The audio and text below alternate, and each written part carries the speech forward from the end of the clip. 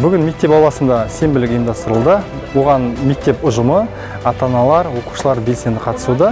Біз мектеп ауласына биыл жоспар бойынша хризантема, сентябринка, тополь, қарағаш отырғызуды жоспарладық. Қазіргі таңда біздің мектеп ауласында қызыл ағаш отырғызу процесі жүргізіліп жатыр. Шамамен біз өткен жылмен салыстырғанда 200-ден астам тополь егіп жатырмыз, 200-ден астам сентябринка, 200-ден астам хризантема және 200-ден астам біз қарағашты отырғызып жатырмыз.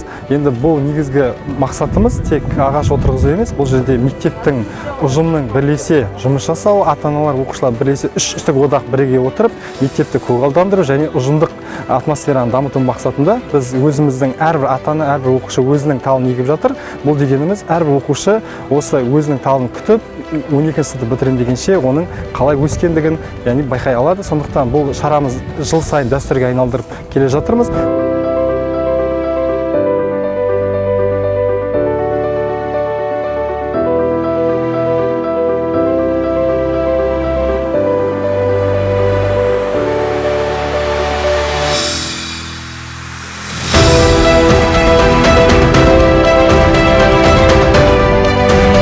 Атадан бұта қалғанша бата қалсын дейді ғой.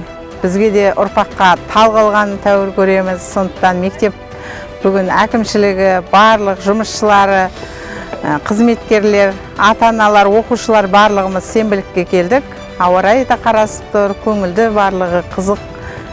Бәрі махаббатпен, жүрекпен тал ектік. Өз басым, өз атымнан 5 сирен, 2 сакура тал алып келдік, оны мектептің алдына ектік. 2 сакураны енді керемет болып, Құдай қаласа 10 жылда әдемі аппақ гүлдерін ашып, гүлдейді деп ойлаймыз. Мектеп гүлденсін, жалпы Қызылорда гүлденсін, Қазақстан гүлденсін, тал көп болсын.